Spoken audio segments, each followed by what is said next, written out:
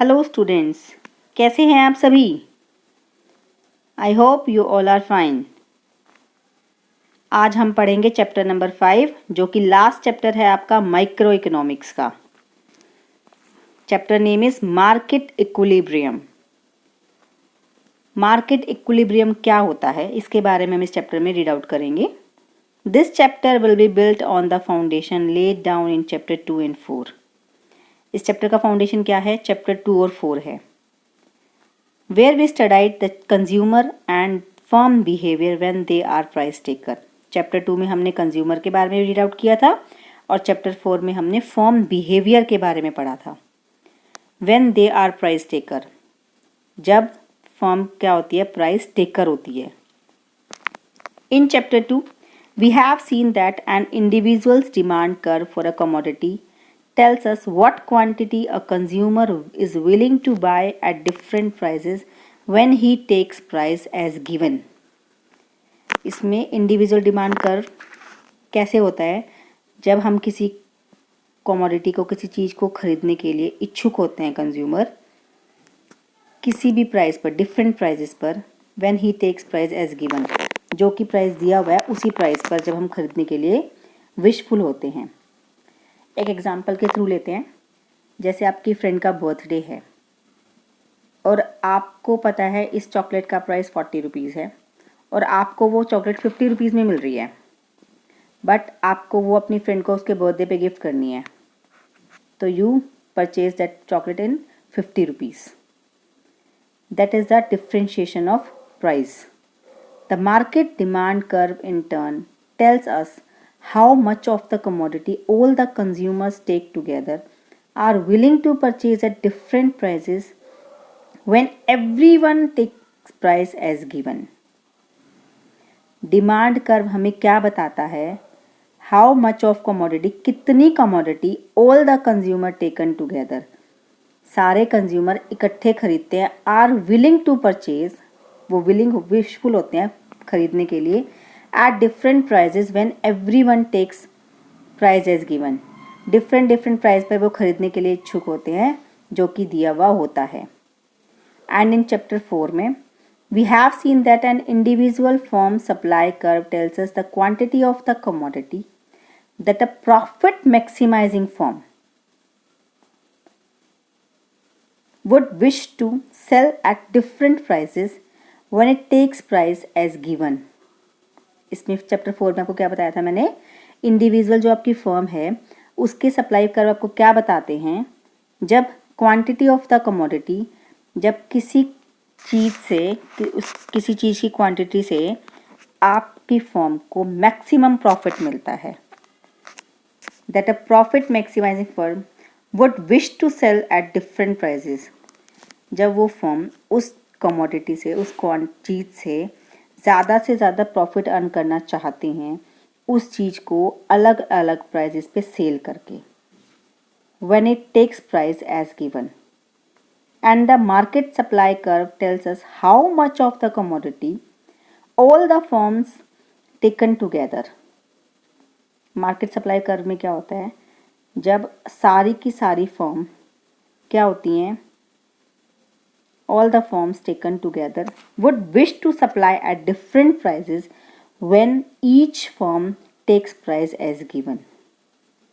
जब सारी की सारी फर्म इकट्ठी होती हैं, इकट्ठी होकर डिफरेंट अलग अलग प्राइजेस पर अपनी जो उनकी कमोडिटी है उसको सेल करना चाह रही हैं, सप्लाई करना चाह रही हैं, when each firm price takes as given। In this chapter, we combine both consumer and firms behavior। इस चैप्टर में हम कंज्यूमर को और फर्म्स के बिहेवियर को कंबाइन करके चलेंगे to study market equilibrium through demand supply analysis and determine at what price equilibrium will be attained. We also examine the effect of demand. इसमें हम किसके बारे में पढ़ेंगे? Effect of demand and supply shift on equilibrium, कि हमारी supply कहाँ shift हो रही है? इक्विलिब्रियम पर शिफ्ट हो रही है। At the end of the chapter we will look at some of the applications of demand supply analysis. इस चैप्टर में हम कुछ एप्लीकेशंस के बारे में पढ़ेंगे जो कि क्या हैं, demand supply analysis. Our first point is equilibrium, excess demand, excess supply. जब हमारा इक्विलिब्रियम भी होता है, एक्सेस में डिमांड भी होती है, एक्सेस में सप्लाई भी होती है। अ perfectly competitive market consist of buyers. जो परफेक्टली कॉम्पिटिटिव मार्केट होती है उसमें क्या होते हैं, बायर्स होते हैं एंड सेलर्स होते हैं, who are driven by their self interested objectives. Recall from chapter 2 and 4 that objectives of the consumer are to maximize their respective preference। हम चैप्टर 2 और 4 को याद करते हैं, रिकॉल करते हैं कि हमने उसमें क्या पढ़ा था कि कंज्यूमर क्या करते हैं, consumers are to maximise their respective preference. वो क्या करते हैं, सबसे पहले अपनी जो उनकी प्रेफरेंस होती है उसको मैक्सिमाइज करते हैं, and that of the firm are to maximise their respective profits. जिससे फर्म क्या होती है, उनको भी क्या मिलते हैं, मैक्सिमम प्रॉफिट्स मिलते हैं। Both the consumer and firms objective are compatible in the equilibrium. Consumer and firms के ऑब्जेक्टिव कंपैटिबल होते हैं इक्विलिब्रियम में। An equilibrium is defined as a situation. Equilibrium में आपको सिचुएशन दी जाती है, डिफाइन की जाती है सिचुएशन के बारे में, where the plans of all consumers and firms in the market match and the market clears. कि कंज्यूमर के प्लान क्या होते हैं, where the plan of all consumers, जो सारे कंज्यूमर्स होते हैं उनके क्या प्लान होते हैं, and firms in the market, और जो मार्केट में फर्म्स होती हैं, match and the market clear, कि उनसे मैच हो रहे हैं, ये क्या हो रहा है। In equilibrium the aggregate quantity that all firms wish to sell equals the quantity that all the consumers in the market wish to buy।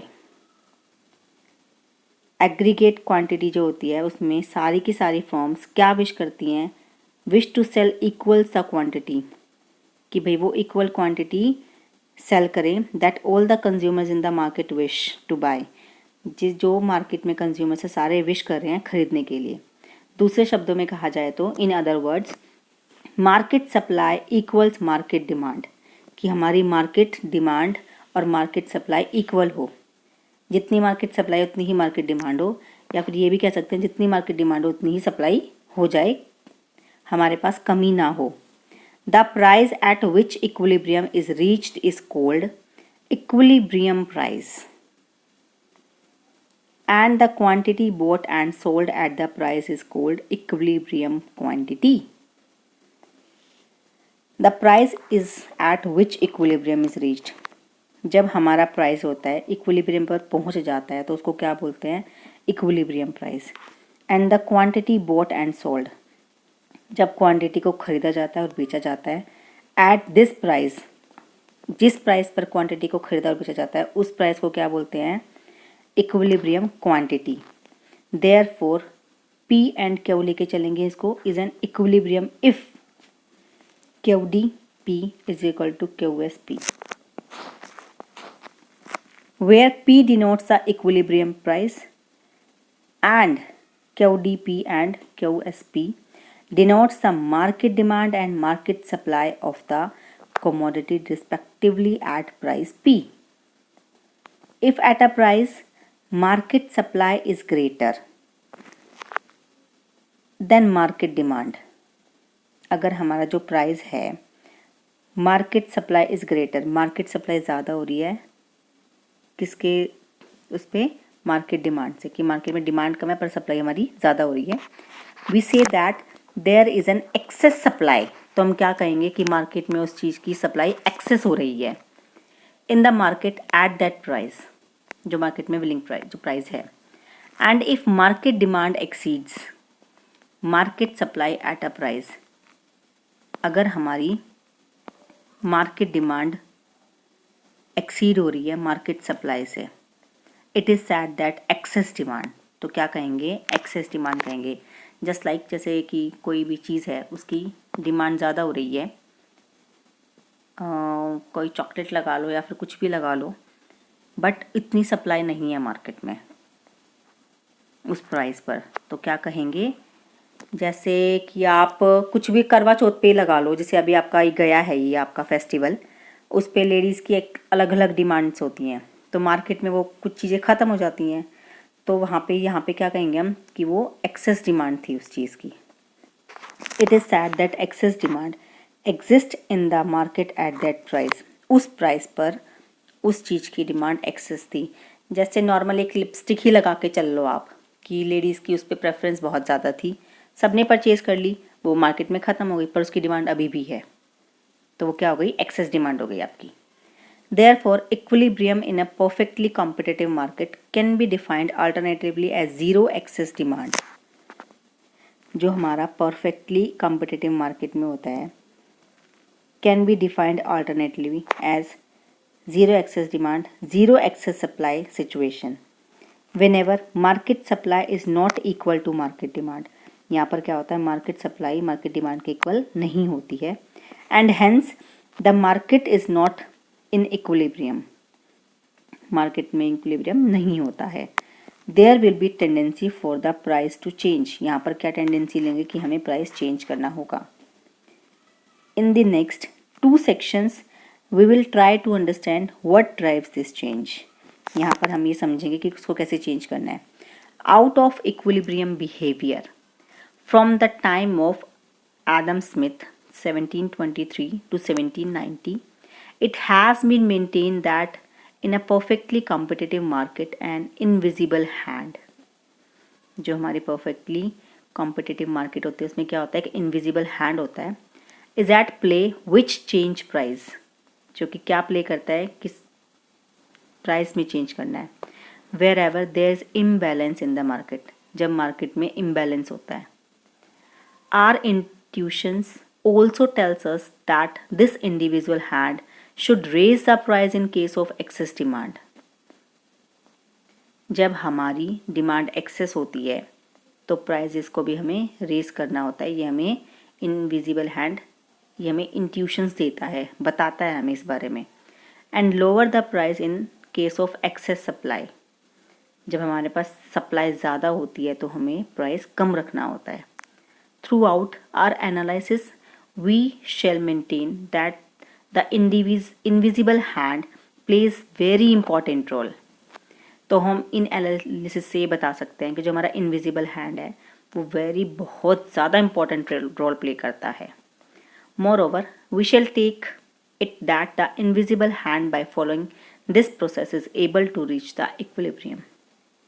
हम ये भी कह सकते हैं इसमें कि जो हमारा इनविजिबल हैंड है वो कहाँ किस प्रोसेस में पहुँचाता है, इक्विलिब्रियम पर, कि हम इक्विलिब्रियम पर पहुँच सके, वो हमें ऐसा प्रोसेस भी बताता है। This assumptions will be taken to hold in all that we discuss in the next. Number 1, market equilibrium, fixed number of firms. Market equilibrium कब होता है, जब हमारे पास जो हमारी फॉर्म्स होती हैं वो फिक्स नंबर में होती हैं। इसमें हम ये पढ़ेंगे, रिकॉल दैट इन चैप्टर 2, हम चैप्टर 2 फिर से याद करते हैं, we have derived the market demand curve for price taking consumers. We have derived the demand curve, market demand curve for price taking consumers and for price taking firms, and market supply curve was derived in chapter 4 under the assumptions of a fixed number of firms। In this section, with the help of these two curves, we will look at how supply and demand forces work together to determine where the market will be in equilibrium when the number of firms is fixed।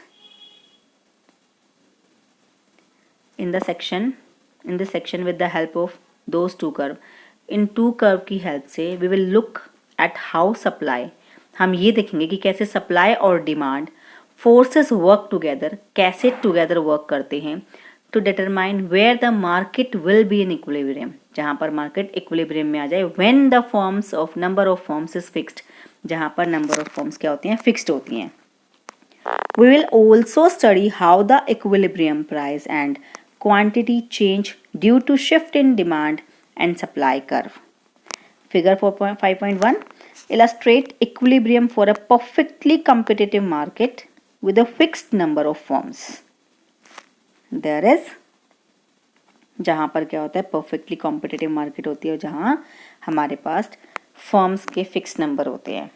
Here SS denotes the market supply. You can see SS that denotes the market supply curve and DD denotes the market demand curve for a commodity.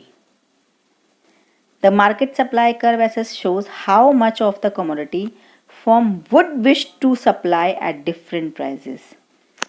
की firm different prices पर कितना supply करने के लिए wishful है. And the demand curve DD, demand curve क्या बता रहा है DD, tells us how much of the commodity the consumer would be willing to purchase at different prices. कि डिफरेंट प्राइजेस पर कंज्यूमर कितनी कमोडिटी परचेज करने के लिए विलिंगफुल हैं. Graphically an equilibrium is a point where the market supply curve intersects the market demand curve because this is where the market demand equals market supply. जो ये आपका point है बीच में, ये आपको क्या बता रहा है कि आपकी दोनों चीज़ें इक्वल हैं. At any other point, either there is excess supply or there is excess demand. और दूसरे उस पर क्या बताया जा रहा है कि यहाँ पर excess supply या फिर excess demand है. To see what happen when market demand does not equal market supply. क्या होगा जब आपका market demand market supply के equal नहीं है. Let us look in figure 5.1 again. You can see 5 figure again.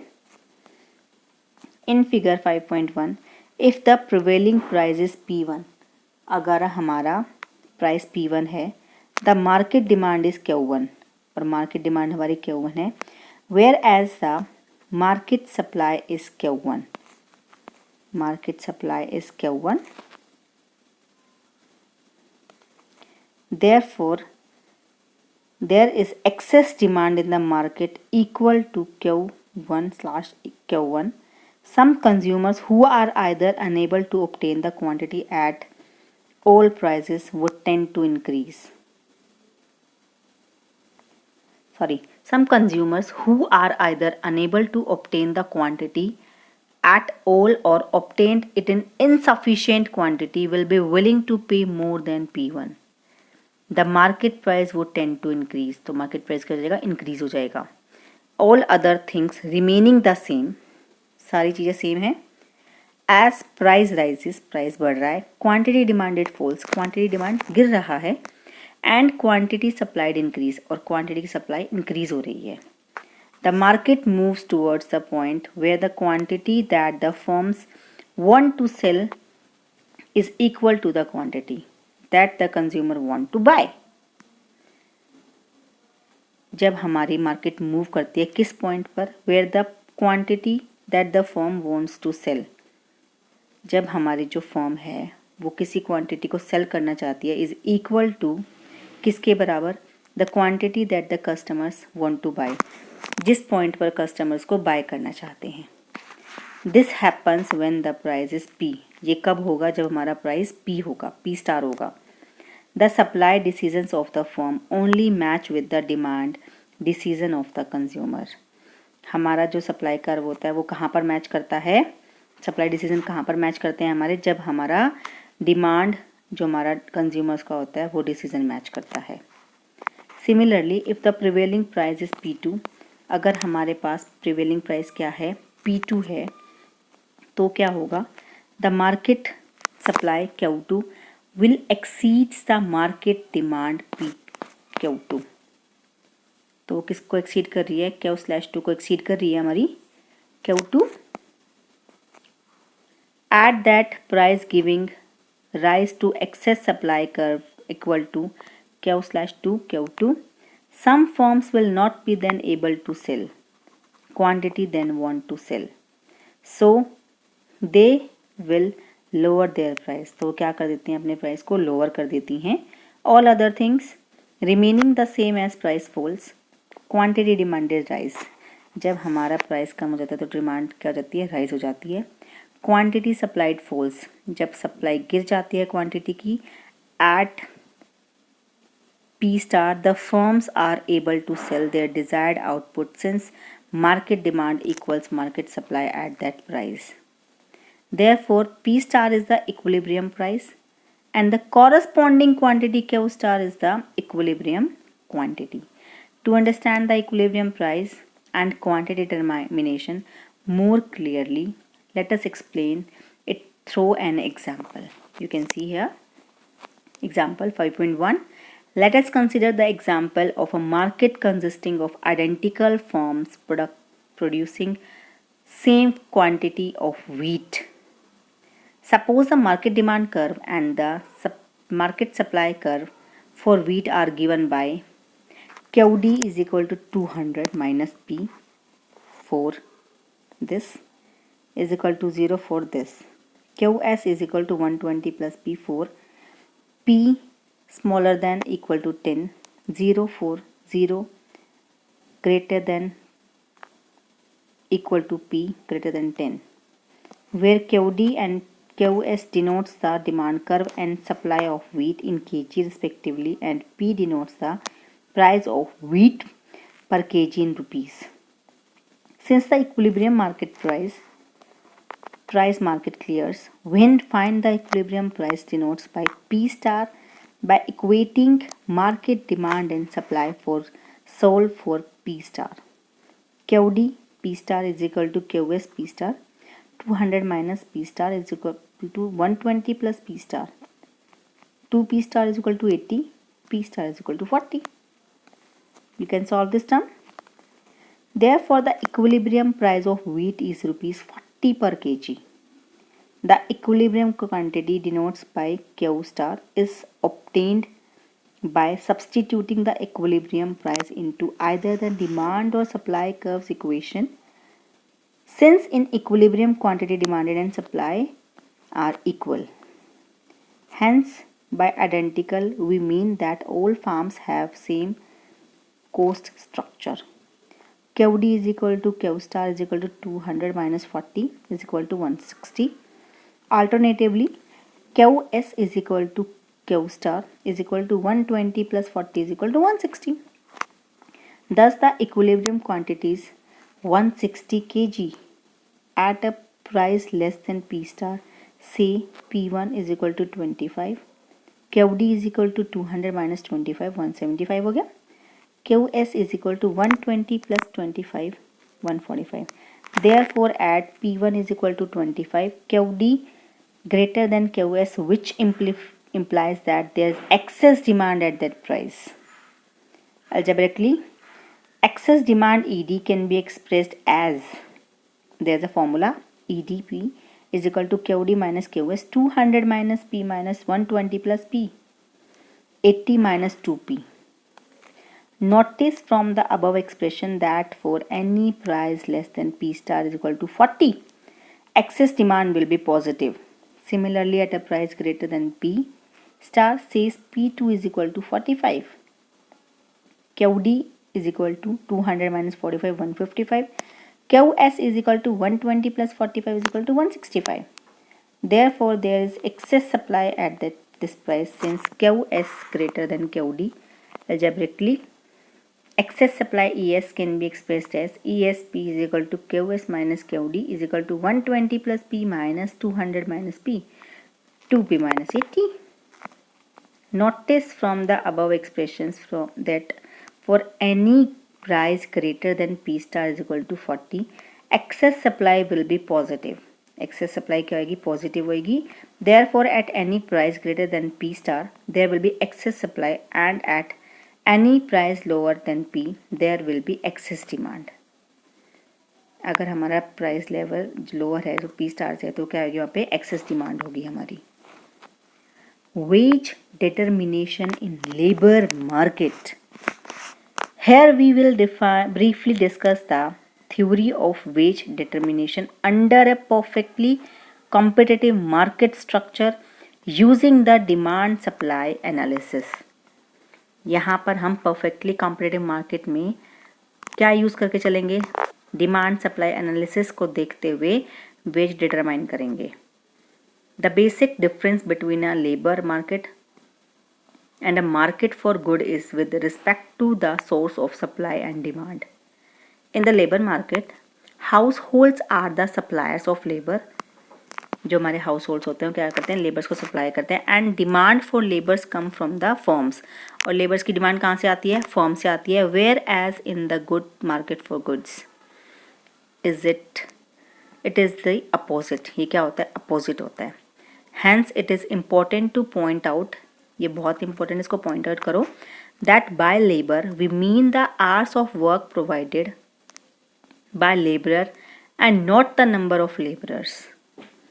यहाँ पर हम क्या करते हैं, उनके वर्क्स के आवर्स जो होते हैं उनको काउंट करते हैं, ना कि लेबर्स के नंबर को।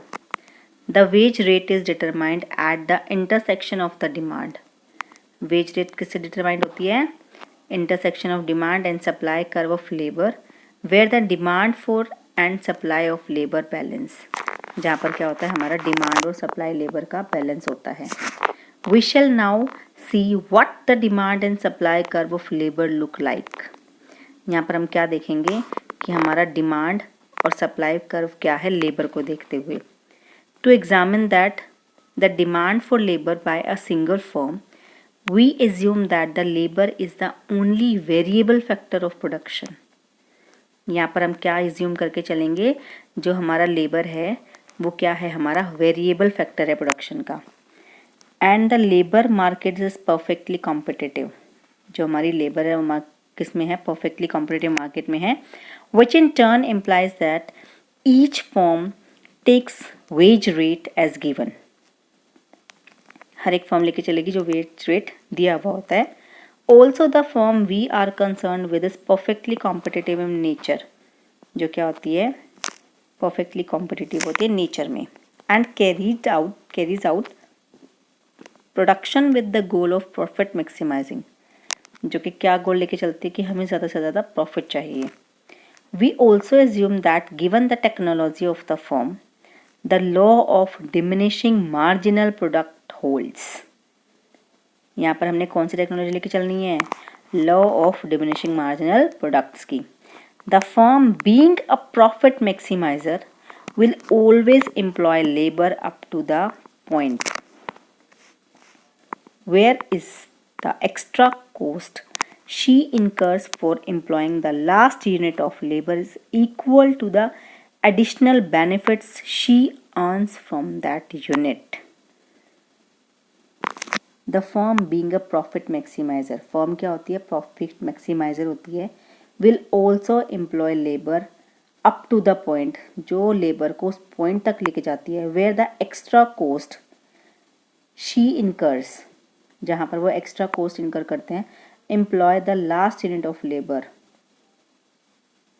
इज इक्वल टू, जो लास्ट यूनिट ऑफ लेबर किसके इक्वल होती है, additional benefit she earn from the unit, जो उन्हें एक्स्ट्रा बेनिफिट मिलता है किसी भी यूनिट से। The extra cost of hiring one more unit of labour is the wage rate. जब हम एक्स्ट्रा कॉस्ट देते हैं वेज लेबर को हायर करने के लिए, the extra output produced by one more unit of labor is its marginal product, and by selling each extra unit of output, the additional earning of the firm is the marginal revenue। जो हमारी extra additional earning होती है वो क्या होती है, हमारी marginal revenue होती है। she gets from the unit, वो किससे मिलती है, यूनिट से मिलती है। therefore for each extra unit of labor she gets an extra additional benefit equal to marginal revenue times marginal product, which is called marginal revenue product of labor. Thus, while hiring labor, the firm employs labor up to the point where W is equal to MRPL and MRPL is equal to MR multiplied by MPL. Since we are dealing with a perfectly competitive firm, यहाँ पर हम किससे dealing करते हैं, perfectly competitive form में dealing करते हैं। Marginal revenue is equal to the price of commodity, हमारा जो मार्जिनल रेवेन्यू वो किसके इक्वल है, price of the commodity. And hence marginal revenue product of labour in this case is equal to the value of marginal product of labour PMPL। As long as VMPL is greater than the wage rate, जो हमारी value of marginal product of labour है वो किससे ज़्यादा है, wage rate से, the firm will earn more profit by hiring one more unit of labour. जो कि फर्म है वो कैसे ज़्यादा प्रॉफिट अर्न कर सकती है, एक ज़्यादा लेबर को हायर करके। And if at any level of labour employment VMPL is less, अगर किसी लेबर पर हमारा VMPL लेस होता है then the wage rate, the firm can increase her profits. तो फर्म क्या कर सकती है, अपने प्रॉफिट्स को इंक्रीज कर सकती है by reducing a labour of unit of labour employed.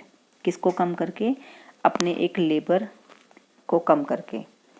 Given the assumption of the law of diminishing marginal product, the fact that the firm always produces at W is equal to VMPL implies that the demand curve for labor is downward sloping.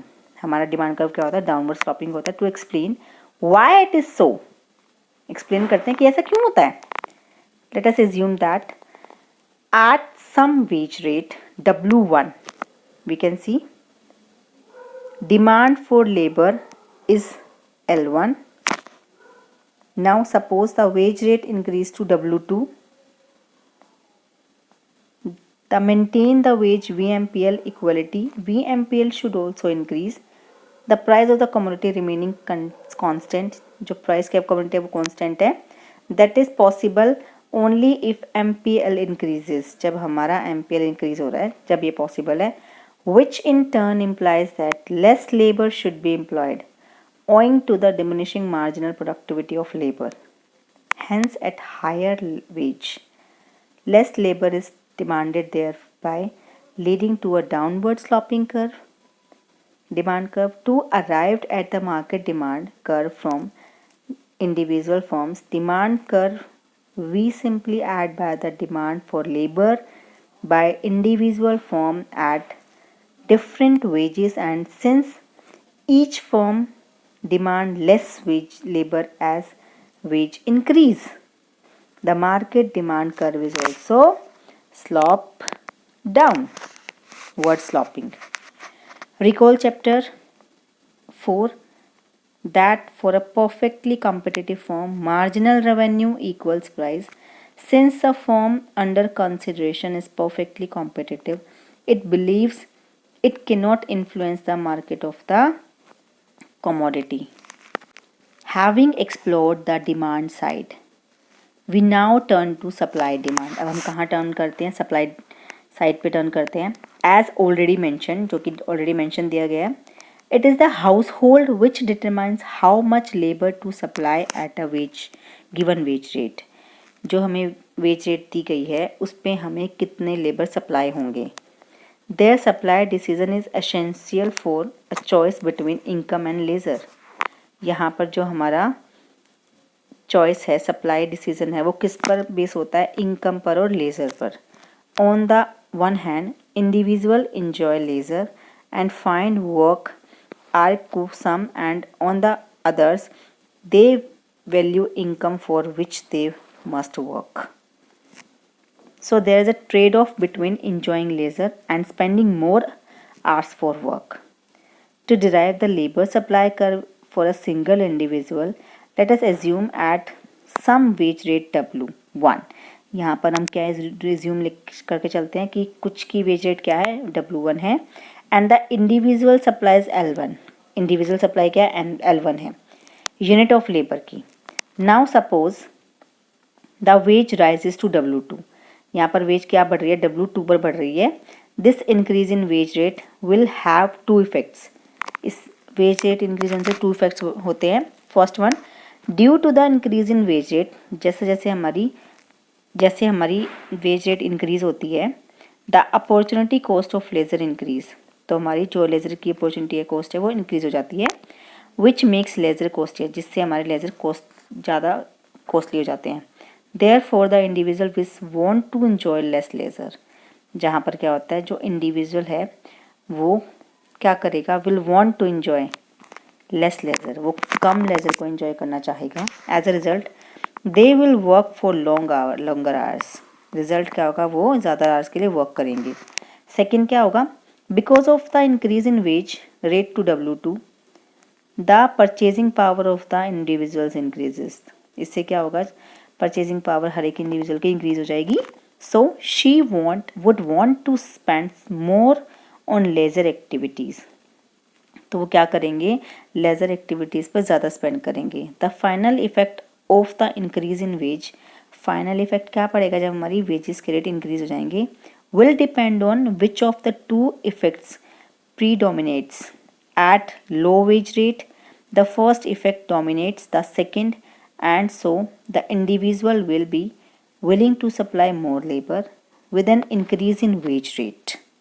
क्या करेंगे, ज़्यादा supply होगी labour की जब उनकी veg rate ज़्यादा होगी, but at high wage rate, but high wage rate पे क्या होगा, the second effect dominates the first, तो सेकेंड फर्स्ट को डोमिनेट करेगा, and the individual will be willing to supply less labour, तो क्या करेंगे, लेस लेबर देंगे for every increase in wage rate.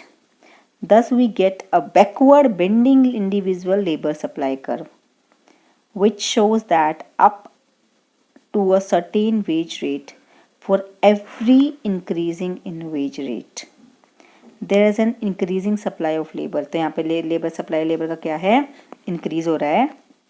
Beyond this wage rate for every increase in wage rate labour supply will decrease. तो यहाँ पर क्या हो रहा है, जैसे जैसे वेज रेट इंक्रीज हो रहा है हमारी लेबर सप्लाई डिक्रीज हो रही है। Nevertheless the market supply curve of labour, जो हमारा मार्केट सप्लाई कर्व लेबर का, which we obtain by aggregating individual supply at different wages, will be upward sloping. तो वो ऊपर की तरफ स्लॉप हो रहा है, because though at higher wages some individuals may be willing to work less. तो कुछ भी इंडिविजुअल क्या हो जाएंगे, वर्कलेस हो जाएंगे। Many more individuals will be attracted to supply more labour, तो क्या होंगे, कुछ ज़्यादा ही अट्रैक्ट हो जाएंगे सप्लाई मोर लेबर, ज़्यादा लेबर देने के लिए। With an upward sloping supply curve, इसमें क्या होगा, अपवर्ड स्लॉपिंग सप्लाई कर्व होगा, and downward sloping demand curve. The equilibrium wage rate is determined at the point where these two curves intersects. यहाँ पर क्या हो रहा है, टू कर्व्स इंटरसेक्ट हो रहे हैं। In the other words, where the labour that the household wish to supply, जहाँ पर हाउस होल्ड है लेबर को देना चाह रहा है, to supply to equal at the labour that the firm wish to hire, तो फर्म क्या करती है, उनको हायर कर लेती है। This is shown in the diagram, ये सारा आपको इस डायग्राम में दिखाया गया है। Thank you so much for listening me.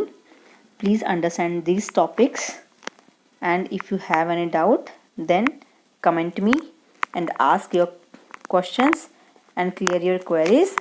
Please subscribe my Nagin channel. Thank you so much. Bye bye.